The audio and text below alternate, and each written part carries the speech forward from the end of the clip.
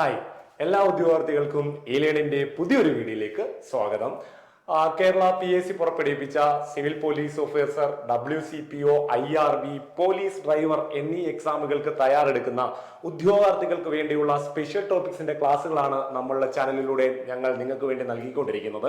അപ്പോൾ ഈ വട്ടത്തെ സിലബസിൽ മാറ്റമുണ്ടായിരുന്ന ഭാരതീയ ന്യായ സംഹിത അല്ലെ, സ്പെഷ്യൽ ടോപ്പിക്സിനകത്തിലെ IPC മാറിയിട്ട് ഭാരതീയ ന്യായ സംഹിത നൽകിയിട്ടുണ്ട്. അപ്പോൾ ഈ ഭാരതീയ ന്യായ സംഹിതയെ പറ്റിയുള്ള ക്ലാസ് ആണ് നമ്മൾ കഴിഞ്ഞ ദിവസം നിങ്ങൾക്ക് വേണ്ടി നൽകിയത്. അതിന്റെ രണ്ടാമത്തെ ഭാഗമായിട്ടാണ് ഞാൻ ഇന്ന് നിങ്ങളുടെ മുന്നിലേക്ക് എത്തിയിരിക്കുന്നത്. ഞാൻ നിങ്ങളോടൊപ്പം ഇ-ലേണിൽ നിന്നും സൂരജാണ്. നമുക്ക് തുടങ്ങാം നമ്മുടെ ക്ലാസ്. നിങ്ങളെല്ലാം ആഗ്രഹിക്കുന്ന യൂണിഫോം പോസ്റ്റ് ഉണ്ട്. ആ യൂണിഫോം ഇട്ട് ഈ ഒരു വണ്ടിയിൽ കയറി പോകാൻ നിങ്ങൾ എല്ലാവരും ആഗ്രഹിക്കുന്നുണ്ട്. നിങ്ങളുടെ ആഗ്രഹം സാധിക്കട്ടെ എന്ന് ആത്മാർത്ഥമായിട്ട് നമ്മൾ പ്രാർത്ഥിക്കുന്നു. അപ്പോൾ നമുക്ക് തുടങ്ങാം. ഭാരതീയ ന്യായ സംഹിതയുടെ രണ്ടാമത്തെ പാർട്ട് നമുക്ക് തുടങ്ങാം അല്ലെ. അപ്പോൾ നമ്മൾ കഴിഞ്ഞ ക്ലാസ്സിൽ എന്തായിരുന്നു പഠിച്ചത്? കുറെ ടൈറ്റിൽസ് അല്ലെ, സെക്ഷൻ തുടങ്ങിയ ഭാഗത്തുള്ള ടൈറ്റിൽസ് ആണ് നമ്മൾ പഠിച്ചു കഴിഞ്ഞത്. ഇനി നമ്മൾ രണ്ടാമത്തെ ഭാഗത്തേക്ക് പോവുകയാണ്. അധ്യായം 2ലേക്കാണ് നമ്മൾ പോകുന്നത്. നോക്കിയോണെ, അധ്യായം 2 എന്താണ് പറഞ്ഞിരിക്കുന്നത്? ഞാൻ കഴിഞ്ഞ ദിവസം നിങ്ങളോട് പറഞ്ഞായിരുന്നു, നമ്മുടെ സിലബസ് എല്ലാം നിങ്ങൾ എന്ത് ചെയ്യണം, ആദ്യം തന്നെ വായിച്ച് മനസ്സിലാക്കി പഠിച്ചു വെക്കണമെന്ന് ഞാൻ നിങ്ങളോടൊന്ന് പറഞ്ഞായിരുന്നു അല്ലെ. ആ സിലബസ് നോക്കുമ്പോൾ തന്നെ നമുക്ക് മനസ്സിലാകാം. അധ്യായം 2 എന്തിനെ പറ്റി പറയുന്നു? പണിഷ്മെന്റുകളെ പറ്റി പറയുന്നു, ശിക്ഷകളെ പറ്റി പറയുന്നു. നമ്മുടെ രാജ്യത്ത് എന്തെങ്കിലും കുറ്റങ്ങൾ ചെയ്താൽ, നമ്മുടെ നിയമം ലംഘിച്ചു കഴിഞ്ഞാൽ, രാജ്യത്തുള്ള നിയമങ്ങൾ ലംഘിച്ചു കഴിഞ്ഞാൽ അതിന് നൽകുന്ന ശിക്ഷകളെ പറ്റി പ്രതിപാദിക്കുന്ന ഒരു അധ്യായമാണ് ഏതെന്ന് പറയുന്നത്, രണ്ടാമത്തെ അധ്യായം. മനസ്സിലാകുന്നുണ്ടല്ലോ? അപ്പോൾ നമുക്ക് തുടങ്ങാം. ആ അധ്യായത്തിലേക്ക് നമ്മൾ കടക്കുകയാണ്. അപ്പോൾ ആദ്യമായിട്ട് പഠിക്കാനുള്ള സെക്ഷൻ, അപ്പോൾ BNS ആദ്യമായിട്ട് രണ്ടാമത്തെ അധ്യായത്തിനകത്തിൽ നമ്മൾ ആദ്യമായിട്ട് പഠിക്കാൻ പോകുന്ന സെക്ഷൻ ആണ് ഏത്? സെക്ഷൻ 4 ആണ്. സെക്ഷൻ 4 എന്താണെന്ന് ചോദിച്ചു കഴിഞ്ഞാൽ ഒന്നുമില്ല, നമ്മൾ എന്താണോ പറഞ്ഞത് അത് തന്നെയാണ്. ശിക്ഷകളെ പറ്റി പ്രതിപാദിക്കുന്നു. ശിക്ഷകളെ പറ്റി പ്രതിപാദിക്കുന്ന BNS വകുപ്പ് ഏതാന്ന് ചോദിച്ചു കഴിഞ്ഞാൽ ഏതാണ്? സെക്ഷൻ 4 ആണ്. ഓർത്തിരുന്നോണം. എന്താണ് ശിക്ഷകൾ എന്നാണ് പറയുന്നത്. എന്താണ് ശിക്ഷകൾ? ഭാരതീയ ന്യായ സംഹിതയുടെ കീഴിൽ കുറ്റക്കാർക്ക് നൽകുന്ന ശിക്ഷകൾ, അതാണ് ഇതിനകത്ത് ഉൾപ്പെടുത്തിയിരിക്കുന്നത്. ഭാരതീയ ന്യായ സംഹിതയുടെ കീഴിൽ കുറ്റക്കാർക്ക് നൽകുന്ന ശിക്ഷകളെയാണ് സെക്ഷൻ 4 ഉൾപ്പെടുത്തിയിരിക്കുന്നത്. ഏതൊക്കെയാണ് ശിക്ഷകൾ എന്ന് നമുക്കറിയാം. വധശിക്ഷയുണ്ട്, ജീവപര്യന്തമുണ്ട്, പിഴയുണ്ട്, സാമൂഹിക സേവനമുണ്ട്, ഇങ്ങനെ പലതരത്തിലുള്ള. അതുപോലെ സ്വത്തുവകകൾ കണ്ടുകെട്ടുക അല്ലെ. നമ്മുടെ ഇപ്പൊ അടുത്തടുത്ത് നമ്മൾ കണ്ടായിരുന്നല്ലോ, നമ്മുടെ കേരളത്തിൽ തന്നെ ഒരു ഫിനാൻസ് ഒക്കെ ആയിട്ട് അവരെ പറ്റിച്ചിട്ട് പോയ സമയത്ത് അവരുടെ സ്വത്തുവകകൾ മൊത്തവും കണ്ടെത്തിയില്ലേ. ആ ഒരു തരത്തിലുള്ള സ്വത്തുവകകൾ കണ്ടെത്തുക, ഇതെല്ലാം ഏതിനകത്തിൽ വരുന്നതാണ്? ശിക്ഷയ്ക്കകത്ത് വരുന്നതാണ്. അത് തടവ്, 2 തരത്തിലുള്ള തടവുണ്ടെന്ന് നിങ്ങൾക്ക് അറിയാം അല്ലെ. സാധാരണ തടവുണ്ട്, കഠിന തടവും ഉണ്ടെന്ന് നമുക്കറിയാം. അപ്പൊ കഠിന തടവ് എന്താണെന്ന് നിങ്ങൾക്ക് അറിയാമല്ലോ. ജയിലിലെ ജോലികൾ മുഴുവൻ ചെയ്യുന്ന, അല്ലെങ്കിൽ അവിടെയുള്ള ജോലികൾ മുഴുവൻ ചെയ്യേണ്ട ഒരു അവസ്ഥയുണ്ട്. അതിനെയാണ് നമ്മൾ ഏത് പേരിൽ വിളിക്കുന്നത്? കഠിന തടവ് എന്ന് വിളിക്കുന്നത് എന്ന് ഓർത്തിരുന്നോണം കേട്ടോ. അപ്പോൾ ശിക്ഷകളെ പറ്റി പ്രതിപാദിക്കുന്ന BNS വകുപ്പ് ഏതാണെന്ന് ചോദിച്ചു കഴിഞ്ഞാൽ കണ്ണും പൂട്ടി നമുക്ക് ഉത്തരം കിട്ടും. ഏതാണ്? സെക്ഷൻ 4. ഓക്കെ ആണല്ലോ? കിട്ടിയല്ലോ? സിമ്പിൾ ആണ് കേട്ടോ, വളരെ സിമ്പിൾ ആണ്. ഈസി ആയിട്ട് നമുക്ക് പഠിച്ചെടുക്കാം, ഒരു പ്രശ്നവുമില്ല. അടുത്ത കാര്യത്തിലേക്ക് നമുക്ക് പോകാം, അടുത്ത വകുപ്പിലേക്ക് നമുക്ക് പോകാവുന്നതാണ്. എന്താണ് പറയുന്നത് നോക്കിയോണേ. സെക്ഷൻ 11 എന്താണ് പറയുന്നത്? സെക്ഷൻ 11 ഏകാന്ത തടവിനെ കുറിച്ച് പറയുന്നു. സോളിറ്ററി കൺഫൈൻമെന്റിനെ കുറിച്ച് പറയുന്നു. ഏകാന്ത തടവ് എന്താണ്? ഏകാന്ത തടവ് നമ്മൾ തന്നെ ചിന്തിച്ചു നോക്കിയാൽ മതി. ജയിലിൽ കഴിയുന്ന സമയത്ത് എന്ത് ചെയ്യണം? ഒറ്റയ്ക്ക്, വേറെ ഒന്നുമില്ല, തനിയെ എന്ത് ചെയ്യണം? തടവ് ശിക്ഷ അനുഭവിക്കണം എന്ന് പറയുന്നു. എന്ന് പറഞ്ഞ് നമ്മൾ ചിന്തിക്കുന്ന പോലെ ജീവിതകാലം മുഴുവൻ അവിടെ കൊണ്ടിട്ട്, അല്ലെങ്കിൽ ആ ഒരു ജയിലിൽ കിടക്കുന്ന സമയത്ത് മുഴുവനായിട്ടും ഏകാന്തനായിട്ട് ഇടുകയല്ല. ഇതിനകത്ത് കുറച്ച് കാര്യങ്ങൾ പറയുന്നുണ്ട്, കുറെ പ്രൊവിഷൻസ് ഉണ്ട്. നമുക്ക് നോക്കിയേ. ഗുരുതരമായ കുറ്റകൃത്യങ്ങൾക്ക് ജയിൽ ശിക്ഷയുടെ ഒരു ഭാഗം ഏകാന്ത തടവിന് വിധിക്കാനുള്ള അധികാരം കോടതിക്കുണ്ടെന്ന് പറയുന്നു. ശ്രദ്ധിച്ചോണം. എന്ന് പറഞ്ഞു കഴിഞ്ഞാൽ എന്താണ്? ഗുരുതരമായ കുറ്റകൃത്യങ്ങൾക്ക് ജയിൽ ശിക്ഷയുടെ, ഗുരുതരമായ കുറ്റകൃത്യങ്ങൾ എന്ന് പറഞ്ഞു കഴിഞ്ഞാൽ ഇവിടെ എന്താണ് ഉദ്ദേശിക്കുന്നതെന്ന് അറിയാവോ? കഠിനമായ ജീവപര്യന്തം കിട്ടുവാൻ, അല്ലെങ്കിൽ കഠിനമായ ജയിൽ ശിക്ഷ കിട്ടാൻ സാധ്യതയുള്ള ആൾക്കാർക്ക്, ആ ഒരു വാക്ക് ഓർത്തിരുന്നോണെ. കഠിനമായ ജയിൽ ശിക്ഷ കിട്ടാൻ സാധ്യതയുള്ള ആൾക്കാർക്ക് അവർക്ക് എന്ത് കിട്ടുന്നു? ജയിൽ ശിക്ഷയുടെ ഒരു ഭാഗം എന്തായിട്ട് നൽകാൻ കോടതിക്ക് അനുവാദമുണ്ട്. എന്തായിട്ട് നൽകാൻ അനുവാദമുണ്ട്? അത് ഏകാന്ത തടവിന് വിധിക്കുവാനുള്ള അധികാരം നമ്മുടെ കോടതിക്കുണ്ട്. മനസ്സിലായല്ലോ? അപ്പോൾ സെക്ഷൻ ഏതാണ് നമ്മൾ പഠിച്ചുകൊണ്ടിരിക്കുന്നത്? സെക്ഷൻ 11 സെക്ഷൻ 11 എന്താണ് പറഞ്ഞിരിക്കുന്നത്? ഏകാന്ത തടവാണ്. എന്താണ് ഏകാന്ത തടവ്?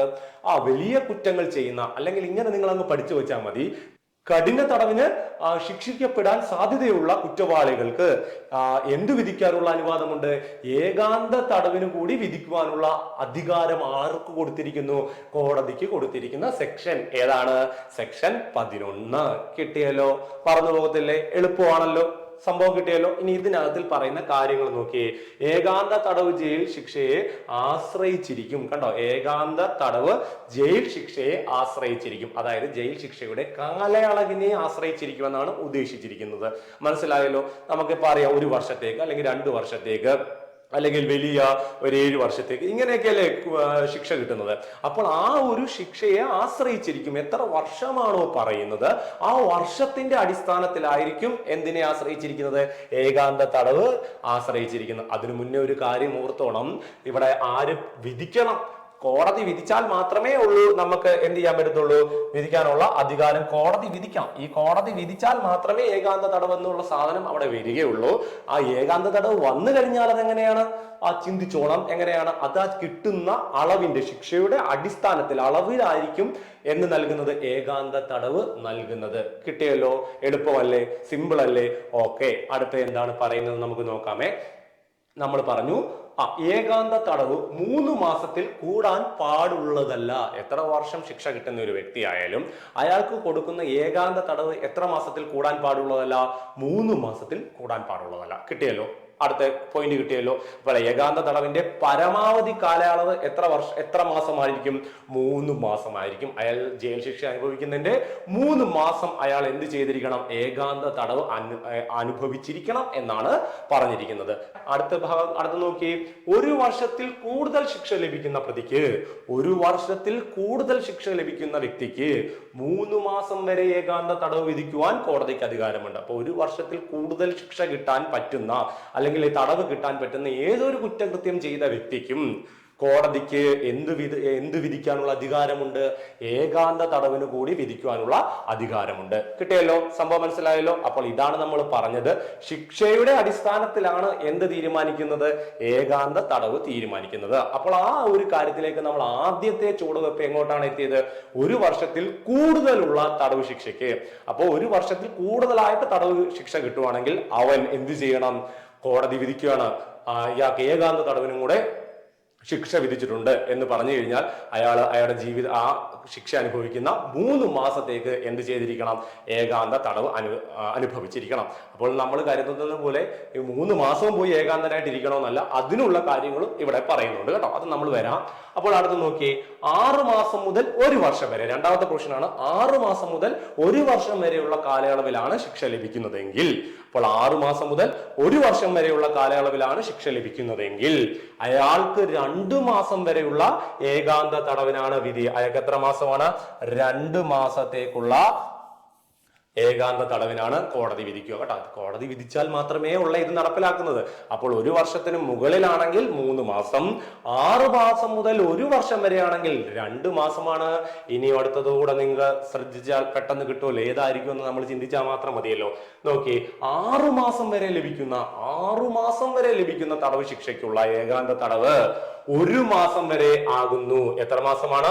1 മാസം വരെ ആകുന്നു എന്ന് ഓർത്തിരിക്കുക. 1 മാസം വരെയാണ് ഈ ഏകാന്ത തടവ് ഉള്ളത്. 6 മാസം വരെയാണ് ഒരാൾക്ക് ശിക്ഷ വിധിക്കുന്നതെങ്കിൽ അപ്പോൾ കോടതി അതിന്റെ കൂടെ ഏകാന്ത തടവും കൂടെ വിധിക്കുകയാണ്. 6 മാസം അനുഭവിക്കുന്നതിന്റെ കൂടെ തന്നെ ഏകാന്ത തടവും ഉണ്ടെന്ന് പറഞ്ഞു കഴിഞ്ഞാൽ അതിൽ നിന്ന് നമ്മൾ എന്ത് മനസ്സിലാക്കണം? അയാള് ആ 6 മാസത്തിനുള്ളിൽ, ആ ജയിലിൽ കഴിയുന്ന 6 മാസത്തിനുള്ളിൽ 1 മാസം എന്ത് ചെയ്തിരിക്കണം? ഏകാന്ത തടവ് അനുഭവിച്ചിരിക്കണം എന്നാണ് പറഞ്ഞിരിക്കുന്നത്. കാര്യം മനസ്സിലായല്ലോ? അയാൾ ടോട്ടൽ 6 മാസം അവിടെ ജയിലിൽ കിടക്കുന്നു. അതിൽ 1 മാസം, ആ 1 മാസം എന്ന് പറഞ്ഞ എത്ര ദിവസമാണ്? 30 ദിവസം. അത് ആ 1 മാസം അനുഭവിച്ചിരിക്കണം? ഏകാന്ത തടവ് അനുഭവിച്ചിരിക്കണം എന്നാണ് പറഞ്ഞിരിക്കുന്നത്. കിട്ടുന്നുണ്ടല്ലോ? മനസ്സിലായല്ലോ കാര്യം? ഓക്കെ. എന്തെങ്കിലും സംശയം ഉണ്ടെങ്കിൽ നമ്മളോട് ചോദിക്കുക കേട്ടോ. എന്തെങ്കിലും സംശയം ഉണ്ടെങ്കിൽ കമന്റ് ബോക്സിൽ നിങ്ങൾക്ക് നമ്മളോട് ചോദിക്കാവുന്നതാണ്. അപ്പോൾ ഓക്കെ ആണല്ലോ? ഈ കാര്യം കിട്ടിയല്ലോ? മറന്നു പോകല്ലേ. ചിന്തിച്ച് നമ്മുടെ കൂടെ തന്നെ ഓടി അങ്ങ് കയറിയിരിക്കണം കേട്ടോ. ഇത് കൂടെ നമ്മൾ പഠിക്കുക, അതിന് കൂടെ പോവുക. ഈ ഒരു യൂണിഫോം മാത്രമായിരിക്കണം നമ്മുടെ ഉള്ളിലെ ലക്ഷ്യം. ആ വണ്ടിയിൽ നമ്മൾ ചാടി കയറി പോവുക, അതാണ് നമ്മുടെ ലക്ഷ്യം. അപ്പോൾ അടുത്ത കാര്യം നോക്കിയേ, ഇത് കൂടാതെ സെക്ഷൻ 12 നമ്മുടെ ഇതിനകത്ത് പറയുന്നൊന്നുമില്ല. സെക്ഷൻ 12 പറയുന്നത് തടവ് ശിക്ഷയുടെ കാലാവധി എത്രയാണെങ്കിലും അയാൾ ഒരു മാസത്തിൽ 14 ദിവസം ഏകാന്ത തടവ് അനുഭവിച്ചാൽ മതി. ഞാൻ മുമ്പേ പറഞ്ഞല്ലോ, 30 ദിവസം ഒന്നും പോയി കിടക്കണ്ട. അല്ലെങ്കിൽ ഒരു മാസത്തിൽ, ഇപ്പോൾ 3 മാസമാണ് തടവ് ശിക്ഷ വിധിക്കുന്നതെങ്കിൽ, അതായത് ഒരു വർഷത്തിൽ കൂടുതൽ ശിക്ഷ കിട്ടിയ ഒരു വ്യക്തിക്ക് 3 മാസമാണല്ലോ ഏകാന്ത തടവ്. അപ്പോൾ അയാൾ എങ്ങനെ അനുഭവിച്ചാൽ മതി? ഒരു മാസത്തിൽ 14 ദിവസം വെച്ച് അനുഭവിച്ചാൽ മതി. കണ്ടോ, ഒരു മാസത്തിൽ 14 ദിവസം വെച്ച് അനുഭവിച്ചാൽ മതി ഏകാന്ത തടവ്. അപ്പോൾ മാസത്തിൽ 14 ദിവസം പോയി ഏകാന്തനായിട്ടിരിക്കണം. അത്രയേ ഉള്ളൂ കാര്യം. മനസ്സിലായല്ലോ സംഭവം? അപ്പോൾ ഇതാണ് ഈ പറയുന്ന ഏകാന്ത തടവിനെ കുറിച്ച് പറയുന്നത്. മനസ്സിലാവുന്നുണ്ടല്ലോ? കിട്ടിയല്ലോ സംഭവം? നിങ്ങൾ തന്നെ ഒന്ന് ഓർത്തു നോക്കിയ കാര്യങ്ങളെല്ലാം നമ്മുടെ ഉള്ളിലേക്ക് വരുന്നുണ്ടോ എന്ന് കിട്ടണം കേട്ടോ. ഒരു കാര്യം നമ്മൾ വിട്ടുപോകല്. നമ്മൾ കൃത്യമായിട്ട് ഒന്ന് പോകുമ്പോൾ അടുത്ത നമ്മുടെ ഉള്ളിലേക്ക് വരുമ്പോൾ മറ്റേത് കളഞ്ഞു പോകല്. നമ്മൾ അതിനെ കൂടെ കൊണ്ടുപോകണം. നമ്മുടെ കൂടെ തന്നെ പിടിച്ചു വലിച്ചുകൊണ്ട് പോവുക. അപ്പോൾ നിങ്ങൾക്ക് ഉറപ്പായിട്ടും ആ മാർക്ക് കിട്ടുന്നതായിരിക്കും. അപ്പോൾ ഒരു കാര്യം കൂടെ ഉണ്ട് ഇതിനകത്തില്, അത് ഏതാ നോക്കിയേ. 3 മാസത്തിൽ കൂടുതൽ തടവ് ശിക്ഷ ലഭിക്കുന്ന ഒരു വ്യക്തിക്ക്, 3 മാസത്തിൽ കൂടുതൽ തടവ് ശിക്ഷ ലഭിക്കുന്ന ഒരു വ്യക്തിക്ക് അയാളുടെ ശിക്ഷാ കാലയളവിലെ ഏതെങ്കിലും ഒരു മാസം 7 ദിവസം മാത്രം ഏകാന്ത തടവിൽ ഇരുന്നാൽ മതി. നിങ്ങൾ കണക്കൊക്കെ കൂട്ടി നോക്കുമ്പോൾ മനസ്സിലാവും കേട്ടോ. 3 മാസത്തിൽ കൂടുതൽ എന്ത് കിട്ടുന്നത്? തടവ് ശിക്ഷ ലഭിക്കുന്ന ഒരു വ്യക്തിക്ക്, 3 മാസത്തിൽ കൂടുതൽ തടവ് ശിക്ഷ ലഭിക്കുന്ന ഒരു വ്യക്തിക്ക് ഏതെങ്കിലും ഒരു മാസത്തിൽ അയാൾക്ക് എന്ത് അനുഭവിച്ചാൽ മതി? 7 ദിവസം ഏകാന്ത തടവ് അനുഭവിച്ചാൽ മതി എന്ന് നമുക്ക് മനസ്സിലാക്കാൻ പറ്റും. കാരണം 3 മാസത്തിന് മുകളിലേക്കാകുമ്പോൾ എന്താ കണക്കെന്ന് നമുക്കറിയാലോ. അപ്പോൾ ഓർത്തു വെച്ചിരിക്കുക. ഇത്രയേ ഉള്ളൂ സംഭവം. ഇനി നമുക്ക് അടുത്ത വകുപ്പിലേക്ക് പോകാം. ഓക്കെ ആണല്ലോ? നോക്കി, ചാപ്റ്റർ 3ലേക്കാണ് നമ്മൾ ചെന്നിരിക്കുന്നത്. അധ്യായം 3ലേക്ക് നമ്മൾ ചെല്ലുകയാണ്. അധ്യായം 2 നമ്മൾ പഠിച്ചു. ഇനി അധ്യായം 3, ചാപ്റ്റർ 3 എന്ത് പറയുന്നു? ജനറൽ എക്സെപ്ഷൻസ് ആണ്. അധ്യായം 3 പറയുന്നു പൊതുവായ ഒഴിവാക്കലുകൾ. എന്താണ് പറയുന്നത്? പൊതുവായ ഒഴിവാക്കലുകൾ. നിങ്ങൾക്ക് അറിയാവുന്ന കാര്യങ്ങളൊക്കെ തന്നെയാണ്. കഴിഞ്ഞ വർഷം ഇത് സെക്ഷനകത്ത്, നമ്മുടെ IPC സെക്ഷനകത്തിലൊക്കെ ഉണ്ടായിരുന്നു. കുറെ കാര്യങ്ങളൊക്കെ നമ്മൾ ആ കഴിഞ്ഞ വർഷത്തെ ടോപ്പിക്സിനകത്തിലൊക്കെ പഠിച്ച കാര്യങ്ങളൊക്കെയാണ്. അപ്പോൾ കൂടുതൽ നമ്മൾ എന്ത് ചെയ്താൽ മതി? കൂടുതൽ ആഴത്തിലേക്ക് ഇറങ്ങി എന്താണെന്നുള്ള കാര്യങ്ങൾ നമ്മൾ വ്യക്തമായിട്ടൊന്ന് മനസ്സിലാക്കി വെച്ചാൽ മാത്രം മതി. നന്നായിട്ട് പഠിച്ചു പോകുക ഈ ഒരു ഭാഗം. ഈ ഭാഗത്തു നിന്നും ചോദ്യങ്ങൾ ചോദിക്കാൻ നല്ല സാധ്യതയുണ്ട്. അതുകൊണ്ടാണ് പറയുന്നത്. നമുക്ക് നോക്കാം. പൊതുവായ ഒഴിവാക്കലുകൾ BNSന്റെ ചാപ്റ്റർ 3 പറയുന്നു. അധ്യായം 3 എന്തിനെ പറ്റി പറയുന്നു?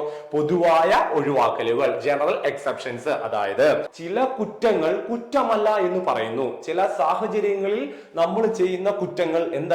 കുറ്റമല്ല, അതിനെ ഒഴിവാക്കിയിരിക്കുന്നു. അതിനെയാണ് BNSന്റെ ചാപ്റ്റർ 3 ഉൾപ്പെടുത്തിയിരിക്കുന്നത്. എവിടെ ഉൾപ്പെടുത്തിയിരിക്കുന്നത്? ചാപ്റ്റർ 3 ഉൾപ്പെടുത്തിയിരിക്കുന്നത്. കിട്ടിയല്ലോ? ഇനി നമുക്ക് ഇതിനകത്തിലേക്ക് കയറി പോകാം. സെക്ഷൻ 14 ആദ്യം തന്നെ പഠിക്കാനുള്ളതാണ്. സെക്ഷൻ 14 എന്താണ്? രാജ്യത്തെ നിയമം അനുസരിച്ച് ഒരു ഉദ്യോഗസ്ഥന് ആ നിയമശാസനകൾ അനുസരിച്ച് നടപ്പിലാക്കാവുന്ന കാര്യങ്ങൾ കുറ്റമല്ല എന്ന് പ്രതിപാദിക്കുന്നു. ഒരു വ്യക്തി, ഒരു നമ്മുടെ രാജ്യത്തെ ഏതെങ്കിലും ഒരു ഉദ്യോഗസ്ഥൻ അല്ലെങ്കിൽ എന്തെങ്കിലും ജോലി ചെയ്യുന്ന ഒരു വ്യക്തി, അദ്ദേഹത്തിന്റെ അവകാശമുണ്ട്. അദ്ദേഹം ചെയ്യുന്ന കാര്യം, അദ്ദേഹത്തിന് ഇന്ന കാര്യങ്ങളൊക്കെ ചെയ്യുമ്പോൾ അത് കുറ്റമല്ല എന്ന് പ്രതിപാദിക്കുന്നു. വലിയൊരു പ്രശ്നം ഉണ്ടാകുകയാണ്.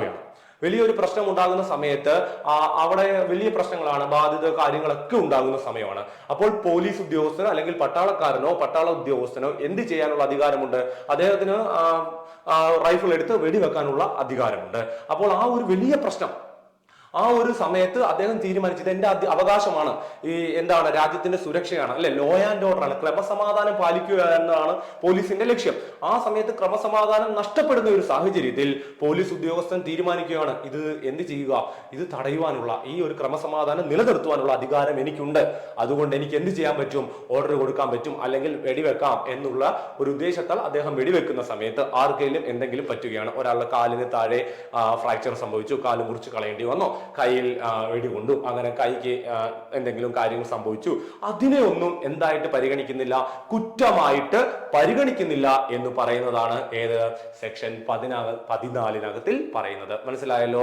അപ്പോൾ ഓർത്തോണേ, സെക്ഷൻ 14 എന്ന് പറഞ്ഞാൽ രാജ്യത്തെ നിയമം അനുസരിച്ച് ഒരു ഉദ്യോഗസ്ഥൻ ആ നിയമശാസനകൾ അനുസരിച്ച് നടപ്പിലാക്കാവുന്ന കാര്യങ്ങൾ കുറ്റമല്ല എന്ന് പറയുന്നു. ചില സാഹചര്യങ്ങളിൽ നമ്മൾ പറയുന്നുണ്ടല്ലോ, പോലീസ് ഉദ്യോഗസ്ഥനോ അല്ലെങ്കിൽ മിലിറ്ററി ഓഫീസേഴ്സിനോ മറ്റുള്ള ഉദ്യോഗസ്ഥന്മാർക്കൊക്കെ ചില കാര്യങ്ങൾ ചെയ്യാമെന്ന് പറയുന്നുണ്ട്. അതൊന്നും കുറ്റകരമല്ല എന്ന് പറയുന്നു. ലോ ആൻഡ് ഓർഡർ നമ്മൾ പറഞ്ഞു, ക്രമസമാധാനം പാലിക്കുക. അതിനെതിരായിട്ട് വരുന്ന വെല്ലുവിളികൾ, അവരെ കൊണ്ട് കൺട്രോൾ ചെയ്യാൻ കഴിയാത്ത സാഹചര്യത്തിൽ നിയമം അനുശാസിക്കുന്ന രീതിയിൽ അവർ എന്തെങ്കിലും ചെയ്തു കഴിഞ്ഞാൽ അതെന്തേ അല്ല, കുറ്റമേ അല്ല എന്ന് പറയുന്നു. ഒഴിവാക്കിയിരിക്കുന്നു. മനസ്സിലായല്ലോ? ജനറൽ എക്സെപ്ഷൻസ് ഒഴിവാക്കിയിരിക്കുന്നു. കാര്യം കിട്ടിയല്ലോ? ഓക്കെ ആണല്ലോ? അപ്പോൾ അടുത്ത സെക്ഷൻ നമുക്ക് നോക്കാം. സെക്ഷൻ 17 ആണ്. നോക്കി, എന്താണ് സെക്ഷൻ എന്ന് പറയുന്നത്? Act done by a person justified or by mistake of act believing himself justified by law. അപ്പോൾ നോക്കി, ഒരു വ്യക്തി ചെയ്യുന്നത് നിയമത്താൽ ന്യായീകരിക്കപ്പെടുകയോ യഥാർത്ഥ സംഭവത്തെക്കുറിച്ചുള്ള തെറ്റുമൂലം ന്യായീകരിക്കപ്പെടുകയോ ആണെങ്കിൽ അങ്ങനെയുള്ള വ്യക്തി ചെയ്യുന്നത് കുറ്റമല്ല, അയാൾ ചെയ്യുന്നത് കുറ്റമല്ല എന്ന് പറയുന്നു. ഏത് സെക്ഷനകത്തിൽ? സെക്ഷൻ 17. അപ്പോൾ എന്ത് ചെയ്യുകയാണ്? തെറ്റിദ്ധാരണയാണ്. എന്താണെന്ന് ചോദിച്ചു കഴിഞ്ഞാല്, ഒരാള് ഒരു വഴിയിലൂടെ നടന്നു പോകുന്ന സമയത്ത് കുറച്ച് അകലെ എന്തോ ഒരു പ്രശ്നം നടക്കുന്ന കാണുന്നു. അയാൾ കാണുമ്പോൾ അയാൾ അവിടെ ചെല്ലുന്ന സമയത്ത് ഓർത്തോണം, അയാൾ അവിടെ ഓടി ചെല്ലുന്ന സമയത്ത് ഒരാൾ മരിച്ചു കിടക്കുകയാണ്, അടുത്തൊരാൾ ഇരിക്കുകയാണ്. അപ്പോൾ അയാൾ കരുതുന്നു എന്താണ് സംഭവിച്ചത്? മറ്റേ ആളാണ്, അവിടെ ഇരിക്കുന്ന ആളാണ് ആരെ കൊന്നതെന്ന്, ആ വ്യക്തിയെ കൊന്നതെന്ന്, ആ മരിച്ചു കിടക്കുന്ന ആളെ കൊന്നതെന്ന് ഞാൻ ചെന്ന് പറയുകയാണ്. അപ്പോൾ ഇതിനെയാണ്, അപ്പോൾ അങ്ങനെ പറയുന്ന ആള് എന്ത് കുറ്റകരം ചെയ്യുന്നില്ല, അത് നിയമത്താൽ പുള്ളി വിശ്വസിക്കുകയാണ്. ആ നിയമത്തിനോടുള്ള ഒരു ഇതുകൊണ്ടാണ് ചെന്ന് പറഞ്ഞത്, അയാളാണ് ചെയ്തത്, ആ നിയമത്തിലുള്ള ഉത്തമ വിശ്വാസപൂർവ്വമാണ് അത് ചെയ്തത്. അങ്ങനെയുള്ള ആള് കുറ്റക്കാരനല്ല എന്ന് പറയുന്ന വകുപ്പാണ് ഏതെന്ന് പറയുന്നത്? സെക്ഷൻ 17 എന്ന് പറയുന്നത്. ഒന്നുകൂടെ പറയണം. അപ്പോൾ ഓർത്തിരിക്കുക, സെക്ഷൻ 17 എന്ന് പറഞ്ഞു കഴിഞ്ഞാൽ എന്താണെന്ന് ചോദിച്ചു കഴിഞ്ഞാൽ എന്താണ്? ഒരു വ്യക്തി ചെയ്യുന്നത് നിയമത്താൽ ന്യായീകരിക്കപ്പെടുകയാണെന്ന്, അയാൾ ഉത്തമ വിശ്വാസപൂർവ്വം നിയമത്തിന് വേണ്ടി നടപ്പിലാക്കുന്ന കാര്യങ്ങൾ, അങ്ങനെ ചെയ്യുന്ന കാര്യങ്ങൾ തെറ്റാണെങ്കിലും അത് കുറ്റകരമല്ല എന്ന് പ്രതിപാദിക്കുന്നു. ഞാൻ ഒരു വഴി നടന്നു പോവുകയാണ്, ഒരു റോഡിലൂടെ ഇങ്ങനെ നടന്നു പോകുന്ന സമയത്ത് ഒരു രാത്രിയൊക്കെ ആണെന്ന് കരുതുക. ആ സമയത്ത് ദൂരെ ഒരു ബഹളം കേൾക്കുന്നു. ആ ബഹളം കേട്ട ഭാഗത്തേക്ക് ഞാൻ ഓടി ചെന്നിട്ട് ഞാൻ അവിടെ പതുങ്ങിയിരുന്ന് ആ സംഭവം എന്താണെന്ന് വീക്ഷിക്കുന്നു. ഞാൻ നോക്കിയപ്പോൾ ഒരാൾ അവിടെ മരിച്ചു കിടക്കുകയാണ്, അടുത്ത് വേറൊരാൾ ഇരിപ്പുണ്ട്. ഞാൻ പതിയെ അയാളുടെ മുഖം കാണുന്നു. ഞാൻ അത് മനസ്സിലാക്കി എന്ത് ചെയ്തിരിക്കുന്നു? ആ കൂടെ നിന്ന ആള് മറ്റേ ആളെ കൊന്നു കളഞ്ഞതാണെന്ന് ഞാൻ വിശ്വസിക്കുന്നു. ഞാൻ അത് എന്ത് ചെയ്യുന്നു? സ്റ്റേഷനിൽ, നമ്മുടെ പോലീസിൽ അല്ലെങ്കിൽ നിയമത്തിന് മുന്നിൽ എത്തിക്കുകയും ചെയ്യുന്നു. മറ്റേ യഥാർത്ഥ അത് ചെയ്ത ആള് ആ മനുഷ്യനായിരിക്കത്തില്ല. ഞാൻ ഞാൻ വിചാരിച്ചു ഇത് മറ്റേ ആളാണ് ചെയ്തത് എന്ന്. അങ്ങനെ വിശ്വസിച്ചുകൊണ്ട് ചെയ്യുന്ന അല്ലെങ്കിൽ ചെയ്ത കാര്യങ്ങൾ കുറ്റമല്ല എന്ന് പറയുന്നതാണ് ഏത്? സെക്ഷൻ 17 വരുന്നത്. മനസ്സിലായല്ലോ കാര്യങ്ങൾ? ഓക്കെ ആണല്ലോ? ഇത്രയേ ഉള്ളൂ. സിമ്പിൾ ആയിട്ട് ഇത്രയും കാര്യം മനസ്സിലാക്കി വെക്കുക. അടുത്ത സെക്ഷനിലേക്ക് നമുക്ക് പോകാം. സെക്ഷൻ 15 ആണ്. Act of judge and acting judicially. ആർക്ക്? ജഡ്ജിമാർക്ക്. നമ്മുടെ കോടതിയിലെ ജഡ്ജിമാർക്ക് ജുഡീഷ്യലായി പ്രവർത്തിക്കുമ്പോൾ ജഡ്ജി ചെയ്യുന്ന കുറ്റകൃത്യങ്ങൾ കുറ്റമല്ല എന്ന് പറയുന്നു. കണ്ടോ? ഒഴിവാക്കിയിരിക്കുന്നു. നോക്കിയേ, ജുഡീഷ്യലായി പ്രവർത്തിക്കുമ്പോൾ ജഡ്ജി ചെയ്യുന്ന കുറ്റകൃത്യങ്ങൾ കുറ്റമല്ല എന്ന് പ്രതിപാദിക്കുന്ന സെക്ഷനാണ് ഏതെന്ന് പറയുന്നത്? നമ്മുടെ സെക്ഷൻ ഏതാണ്? 15 എന്ന് പറയുന്നത്. ഓർത്തു വെച്ചിരിക്കുക. അപ്പൊ ജുഡീഷ്യൽ ചുമതലകൾ വഹിക്കുമ്പോൾ എടുക്കുന്ന പ്രവർത്തനങ്ങൾക്ക് ജഡ്ജിമാർ കുറ്റക്കാരല്ല എന്ന് പറയുന്നു. ജുഡീഷ്യൽ പ്രവർത്തനങ്ങൾ നടത്തുന്ന സമയത്ത്, അതായത് ഒരു കോടതിയിൽ ജഡ്ജി ആയിട്ടിരിക്കുന്ന സമയത്ത് അദ്ദേഹം ചെയ്യുന്ന കാര്യങ്ങൾ, അദ്ദേഹത്തിന്റെ നിയമത്തിന് അനുസൃതമായിട്ട് അദ്ദേഹം നടപ്പിലാക്കുന്ന കാര്യങ്ങളുണ്ട്, അതൊന്നും എന്തല്ലെന്ന് പറയുന്നു? കുറ്റകൃത്യമല്ല, അദ്ദേഹത്തെ ഒഴിവാക്കിയിരിക്കുന്നു എന്നതാണ് സെക്ഷൻ 15 പറയുന്നത് എന്ന് ഓർത്തു വെച്ചിരിക്കുക. അപ്പോൾ സെക്ഷൻ 15 ഓർത്തു വെച്ചിരിക്കുക. സെക്ഷൻ 15 എന്ന് പറഞ്ഞു കഴിഞ്ഞാൽ ആരെ ഒഴിവാക്കിയിരിക്കുന്നു? ജഡ്ജിമാരെ. അവർ ജുഡീഷ്യൽ ആയിട്ട് കാര്യങ്ങൾ ചെയ്യുന്ന സമയത്ത്, കോടതിയുമായിട്ട് ബന്ധപ്പെട്ട് കോടതിയിൽ ജഡ്ജായിട്ടിരിക്കുന്ന സമയത്ത് അവർ ഉപയോഗിക്കുന്ന അല്ലെങ്കിൽ അവർ ചെയ്യുന്ന കുറ്റങ്ങൾ എന്തല്ല, കുറ്റമല്ല എന്ന് പ്രതിപാദിക്കുന്ന BNS-ലെ വകുപ്പാണ് ഏതെന്ന് പറയുന്നത്? സെക്ഷൻ 15. കിട്ടിയല്ലോ? 15 എന്ന് പറഞ്ഞു കഴിഞ്ഞാൽ ആരെ ഓർത്തോണം? ജഡ്ജിമാരെ ഓർത്തോണം. സെക്ഷൻ 15 എന്ന് പറഞ്ഞാൽ ആരെ ഓർത്തോണം? ജഡ്ജിമാരെ ഓർത്തോണം. ജഡ്ജിമാർ എന്ത് ചെയ്യുന്നു? കുറ്റം ചെയ്യുന്നു. അതെന്തല്ല, കുറ്റമല്ല എന്ന് ഒഴിവാക്കിയിരിക്കുന്നു. ഈ സെക്ഷൻ നമ്മൾ ഇത് പഠിക്കുമ്പോഴേ ഓർത്തോണം, എല്ലാം ഒഴിവാക്കല. ആരെന്ത് ചെയ്താലും അത് കുറ്റമല്ല എന്ന് പറയുന്നതാണ് ഈ ഒരു പറഞ്ഞ ജനറൽ എക്സെപ്ഷൻസ് ആണ് അല്ലെ. അപ്പോൾ അത് ഓർത്തേക്കണം. സെക്ഷൻ 15 എന്താണ്? ജഡ്ജിമാര് ചെയ്യുന്ന കുറ്റങ്ങൾ, അവരെവിടെ ഇരിക്കുന്ന സമയത്ത്, അവര് ജുഡീഷ്യലായിട്ട് പ്രവർത്തിക്കുന്ന സമയത്ത്, ജഡ്ജിയായിട്ട് പ്രവർത്തിക്കുന്ന സമയത്ത് അവർ ചെയ്യുന്ന കുറ്റങ്ങൾ എന്തല്ല, കുറ്റമല്ല എന്ന് പ്രതിപാദിക്കുന്നു. കാര്യങ്ങൾ മനസ്സിലാവുന്നുണ്ടല്ലോ, കിട്ടുന്നുണ്ടല്ലോ. സെക്ഷൻ 15 എളുപ്പമാണല്ലോ. അപ്പോൾ അടുത്ത് എന്താണ് പറയുന്നത് നോക്കാം. അടുത്ത ഇതിന്റെ ഒരു ഭാഗം തന്നെയാണ്. ഒരു ജഡ്ജി ജുഡീഷ്യൽ പ്രവർത്തനങ്ങൾ നടത്തുന്ന സമയത്ത് അദ്ദേഹം എടുക്കുന്ന തീരുമാനങ്ങൾ നിയമത്താൽ തനിക്ക് അനുകൂലമാണെന്ന് ഉത്തമ വിശ്വാസത്തോടെ ചെയ്യുകയാണെങ്കിൽ അത് കുറ്റമല്ല എന്ന് പറയുന്നു. ഞാൻ ഇപ്പം പറഞ്ഞ കാര്യം തന്നെയാണ് അല്ലെ. അദ്ദേഹം നിയമത്താൽ എടുക്കുന്നു, അത് എന്താണ്, അത് ഉത്തമ വിശ്വാസത്തോടെയാണ് എടുക്കുന്നത്, അനുകൂലമാണ്, തനിക്ക് അനുകൂലമാണെന്ന് ഉത്തമ വിശ്വാസത്തോടെ എടുക്കുന്ന കാര്യങ്ങൾ അതൊന്നും എന്തല്ല, കുറ്റമല്ല എന്ന് പറയുക ചെയ്യുന്നത്. അപ്പൊ ജുഡീഷ്യലായിട്ട് പ്രവർത്തിക്കുന്ന ഒരു ജഡ്ജി, അദ്ദേഹം ഓർത്തോണം, അദ്ദേഹം പ്രവർത്തനം നടത്തുന്ന സമയത്ത് അദ്ദേഹം എടുക്കുന്ന തീരുമാനം നിയമത്താൽ തനിക്ക് അനുകൂലമാണെന്ന് ഉത്തമ വിശ്വാസമാണെങ്കിൽ, അദ്ദേഹത്തിന് എന്തുണ്ടായിരിക്കണം, ഉത്തമ വിശ്വാസമുള്ള സമയത്ത് അത് കുറ്റമല്ല എന്ന് പ്രതിപാദിക്കുന്നു BNS. ഏത് വകുപ്പ്? സെക്ഷൻ 15. സെക്ഷൻ 15 എന്ന് പറഞ്ഞാൽ ആര് കുറ്റക്കാരനല്ല? ജഡ്ജിമാര് കുറ്റക്കാരല്ല. എപ്പോൾ പ്രവർത്തിക്കുമ്പോൾ? ജുഡീഷ്യലായിട്ട് പ്രവർത്തിക്കുമ്പോൾ. മനസ്സിലായല്ലോ? സെക്ഷൻ 15 കിട്ടിയല്ലോ. അപ്പോൾ സെക്ഷൻ 15 കഴിഞ്ഞു. ഇനി നമുക്ക് അടുത്ത സെക്ഷനിലേക്ക് ചെല്ലാം. അടുത്ത സെക്ഷൻ 16 ആണ്. Act done by person to the judgment or order of court. Act done by person to judgment or order of court. കോടതിയുടെ വിധിന്യായമോ ഉത്തരവോ അനുസരിച്ച് ചെയ്യുന്ന കൃത്യങ്ങൾ. കണ്ടോ, കോടതിയുടെ അനുവാദമോ കോടതിയുടെ വിധിന്യായമോ ഉത്തരവോ അനുസരിച്ച് ചെയ്യുന്ന കൃത്യങ്ങൾ കുറ്റമല്ല എന്ന് പറയുകയാണ്. അത് നേരത്തെ അത് വിചാരിച്ചിരിക്കുകയാണ്. അത് ഉദാഹരണം, കോടതിയുടെ ഒരു വിധി കയ്യിലുണ്ട്.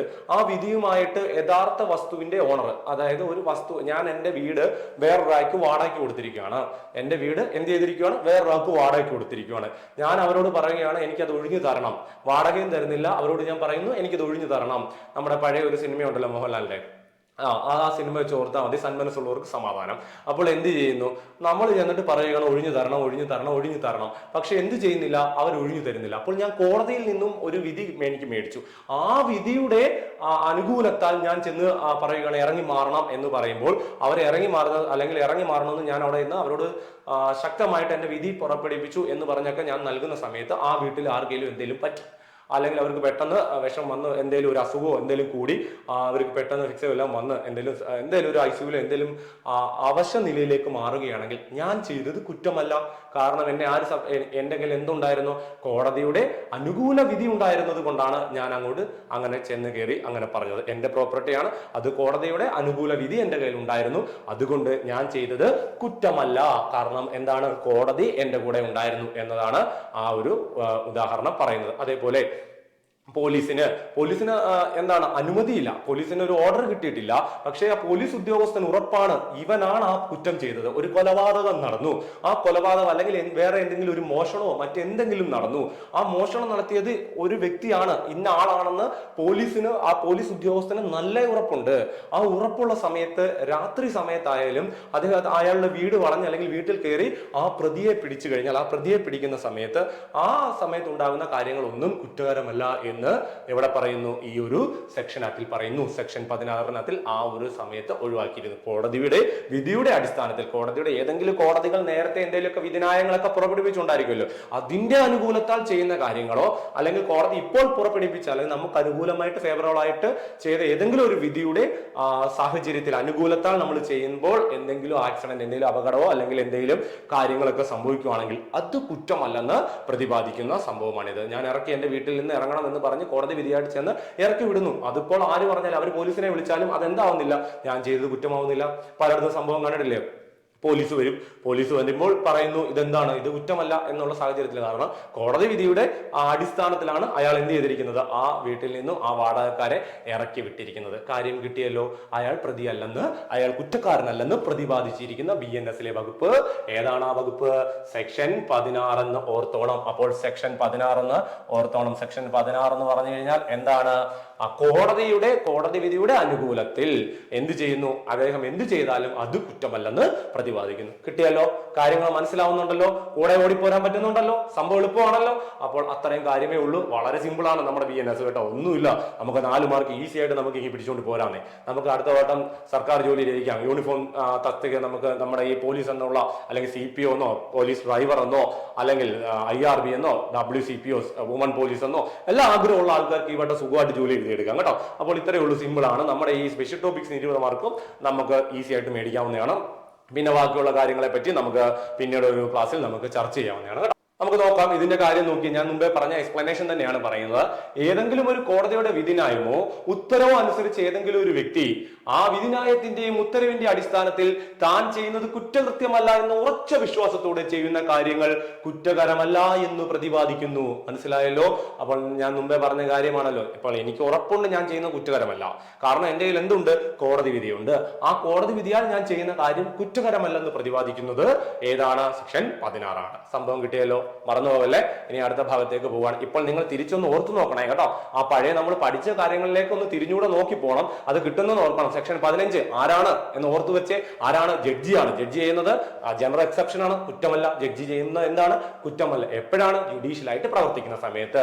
അങ്ങനെ ഓർത്തു വെച്ച് പോകണം കേട്ടോ. അപ്പോൾ നമുക്ക് നോക്കാം അടുത്തത് ഏത് വകുപ്പാണെന്ന്. സെക്ഷൻ 16 പ്രകാരം വിധി പുറപ്പെടുവിക്കാനുള്ള യഥാർത്ഥ അധികാരം നിർദ്ദിഷ്ട കോടതിക്ക് ഇല്ലായിരുന്നാലും ആ ഉദ്യോഗസ്ഥനോ വ്യക്തിയോ ചെയ്യുന്ന കാര്യം അദ്ദേഹം ഉത്തമ വിശ്വാസപൂർവ്വമാണ് ചെയ്തതെങ്കിൽ അദ്ദേഹത്തിനെ കുറ്റക്കാരനായി കണക്കാക്കില്ല. ഞാൻ ആ പോലീസിന്റെ ഉദാഹരണം പറഞ്ഞല്ലോ. അദ്ദേഹത്തിന് ഓർഡർ ഒന്നുമില്ല, കോടതിയുടെ കയ്യിൽ നിന്ന് വാറന്റ് അല്ലെങ്കിൽ ഓർഡർ ഒന്നും കിട്ടിയിട്ടില്ല, അതിനെ അറസ്റ്റ് ചെയ്യാനുള്ള ഓർഡർ ഒന്നും കിട്ടിയിട്ടില്ല. പക്ഷെ അദ്ദേഹം അത് ചെയ്തു. ആ രാത്രിയിൽ തന്നെ അല്ലെങ്കിൽ ആ കിട്ടിയ സമയത്ത് തന്നെ അത് ചെയ്തപ്പോൾ അദ്ദേഹത്തിന് ഉത്തമ വിശ്വാസമുണ്ട്. ഞാൻ കുറ്റക്കാരനല്ല, എന്നെ എന്ത് ചെയ്യത്തില്ല കോടതി, ഞാൻ കുറ്റക്കാരനായിട്ട് എന്നെ ശിക്ഷിക്കില്ല എന്ന് ആ ഒരു ഉദ്യോഗസ്ഥന് 100% ഉറപ്പുണ്ട്. അങ്ങനെ അദ്ദേഹം ചെയ്യുന്നത് കുറ്റകരമല്ല എന്നും ഇതിനകത്ത് പറയുന്നു. സെക്ഷൻ 16 പറയുകയാണ് ഉള്ളത്. ഇനി നമുക്ക് നോക്കാം. സെക്ഷൻ 18 ആണ്. ഏതാണ്? സെക്ഷൻ 18. BNSന്റെ സെക്ഷൻ 18 നോക്കിയേ. Accident in doing A lawful act. നിയമാനുസൃതമായ ഒരു കാര്യം ചെയ്യുമ്പോൾ യാദൃച്ഛികമായി ഉണ്ടാകുന്ന സംഭവം. നിയമാനുസൃതമായ ഒരു കാര്യം ചെയ്യുമ്പോൾ എന്തുണ്ടാകുന്നു? യാദൃച്ഛികമായിട്ട് എന്തെങ്കിലും സംഭവിച്ചു കഴിഞ്ഞാൽ അത് കുറ്റമല്ല എന്ന് പറയുന്നു. സംഭവം മനസ്സിലായല്ലോ? ഒരു പോലീസ് ഉദ്യോഗസ്ഥൻ അല്ലെങ്കിൽ ഒരു കൂട്ടം പോലീസുകാർ എന്ത് ചെയ്യുന്നു? അവർക്ക് കിട്ടിയ വിധി ന്യായത്തിന് അല്ലെങ്കിൽ ഉത്തരവ് അനുസരിച്ച് ഒരാളെ അല്ലെങ്കിൽ ഒരു വ്യക്തിയെ അറസ്റ്റ് ചെയ്യാൻ ചെല്ലുന്നു. അപ്പോൾ ആ അറസ്റ്റ് തടയുവാൻ വേണ്ടി ധാരാളം ആൾക്കാർ കൂടി നിൽക്കുന്നു, അല്ലെങ്കിൽ അവരെ തടയുവാൻ ശ്രമിക്കുന്നു. ആ തടയാൻ ശ്രമിക്കുന്ന സമയത്ത് പോലീസിന് എന്തുപയോഗിച്ചേ പറ്റൂ? ബലം പ്രയോഗിച്ചേ പറ്റൂ. ബലം പ്രയോഗിക്കുന്ന സമയത്ത് പോലീസിനെ മറ്റേ ആ പ്രതിയെ രക്ഷിച്ചുകൊണ്ട് പോകാൻ കുറെ ആൾക്കാർ ശ്രമിക്കുന്ന സമയത്ത് പോലീസിന് എന്ത് ചെയ്യാൻ പറ്റുന്നുള്ളൂ? മറ്റുള്ളവരെ ബലം പ്രയോഗിച്ച് മാറ്റുന്നു. ആ സമയത്ത് ആൾക്കാർക്ക് എന്തെങ്കിലും പറ്റിയാൽ അത് കുറ്റമല്ല. യാദൃച്ഛികമായിട്ട് നടക്കുന്ന സംഭവങ്ങളൊന്നും എന്തല്ല? കുറ്റകരമല്ല എന്നാണ് ഇവിടെ പറയുന്നത്. കാര്യം മനസ്സിലായല്ലോ? അപ്പോൾ ഇത്രയേ ഉള്ളൂ. സംഭവം ഓർത്തു വെച്ചിരിക്കുക. അപ്പോൾ ഒരു പോലീസ് ഒരു നിയമം നടപ്പിലാക്കാൻ വേണ്ടി ഇറങ്ങുന്ന സമയത്ത്, ഒരു കാര്യം കോടതിയുടെ ഒരു വിധി പ്രകാരം ഒരു കാര്യം നടപ്പിലാക്കാൻ ഇറങ്ങുന്ന സമയത്ത് എന്ത് ചെയ്യുന്നു? അവിടെ യാദൃച്ഛികമായിട്ട് അവരൊരിക്കലും പ്രതീക്ഷിച്ചില്ല ആ ഒരു സമയത്ത് അയാളെ അറസ്റ്റ് ചെയ്യാൻ ചെല്ലുന്ന സമയത്ത് ഇത്രയും പ്രശ്നം ഉണ്ടാകുമെന്ന്. ആ സമയത്ത് അവർക്ക് എന്ത് ചെയ്തേ പറ്റുമായിരുന്നു? അവർക്ക് യാദൃച്ഛികമായിട്ട് അവരെന്തെങ്കിലും ചെയ്യുന്ന സമയത്ത് ആർക്കെങ്കിലും അറിയാതെ എന്തെങ്കിലും പറ്റി, അല്ലെങ്കിൽ പോലീസ് വിരട്ടി ഓടിക്കുന്ന സമയത്ത് പോലീസ് അടിച്ചു ഓടിക്കുവാണ്. ഈ ഒരു പ്രശ്നം കൺട്രോൾ ചെയ്യാൻ വേണ്ടി ഇവരെ എന്ത് ചെയ്യുകയാണ്? ഈ കൂടിയിരിക്കുന്ന ആൾക്കാരെ അടിച്ചു ഓടിക്കുന്ന സമയത്ത് ഒരുത്തൻ മതിലിന്റെ മടക്കെടുത്ത് ചാടി. മതിലിന്റെ മടക്കെടുത്ത് ചാടിയ സമയത്ത് അവൻ എന്ത് ചെയ്തു? തെന്നി അടിച്ച് താഴെ വീണു. തല എന്നൊരു കല്ലിലടിച്ചു. ആ സമയത്ത് അവൻ എന്തെങ്കിലും പറ്റി, അതിന് ഉത്തരവാദി ആരല്ല? പോലീസുകാരല്ല എന്ന് പ്രതിപാദിച്ചിരിക്കുന്ന സെക്ഷനാണ് സെക്ഷൻ 18. കാര്യം മനസ്സിലായല്ലോ? ഉദാഹരണം മനസ്സിലാവുന്നുണ്ടല്ലോ? അപ്പോൾ നിയമം അനുശാസിച്ചിട്ടുള്ള ഏതെങ്കിലും ഒരു കാര്യം ചെയ്യുന്ന സമയത്ത് ആ ചെയ്യുന്ന വ്യക്തിയുടെ കയ്യിൽ നിന്നും അറിഞ്ഞുകൊണ്ടുണ്ടാകുന്ന കുറ്റകൃത്യമല്ലാത്ത ഏതിനെയുമാണ് അറിഞ്ഞുകൊണ്ട് അല്ലാതെന്നാണ് അവർ ഉദ്ദേശിച്ചിരിക്കുന്നത്. അപ്പോൾ അറിയാതെ ചെയ്യുന്ന, അദ്ദേഹം വിചാരിച്ച കാര്യമേ അല്ല, അങ്ങനെ സമയത്ത് ഉണ്ടാകുന്ന കുറ്റകൃത്യങ്ങൾ എന്തല്ല? കുറ്റമല്ല എന്ന് പരിഗണിക്കുന്നു. മനസ്സിലാവുന്നുണ്ടല്ലോ? കാര്യങ്ങള് സിമ്പിളാണ്. കൂടെ ഓടി പോകാൻ പറ്റുന്നുണ്ടല്ലോ? കാര്യങ്ങൾ കിട്ടുന്നുണ്ടല്ലോ? മനസ്സിലാവുന്നുണ്ടല്ലോ? നമ്മൾ ഇത് നേടിയെടുക്കുമല്ലോ? ഓക്കെ. അപ്പോൾ ഇത്രയും കാര്യങ്ങളാണ് നമ്മുടെ BNSന്റെ ഈ ഒരു വകുപ്പിനകത്തിൽ നമ്മൾ പറഞ്ഞുകൊണ്ടിരുന്നത്. അപ്പോൾ എല്ലാവർക്കും കാര്യങ്ങൾ മനസ്സിലായെന്ന് ഞാൻ കരുതുന്നു.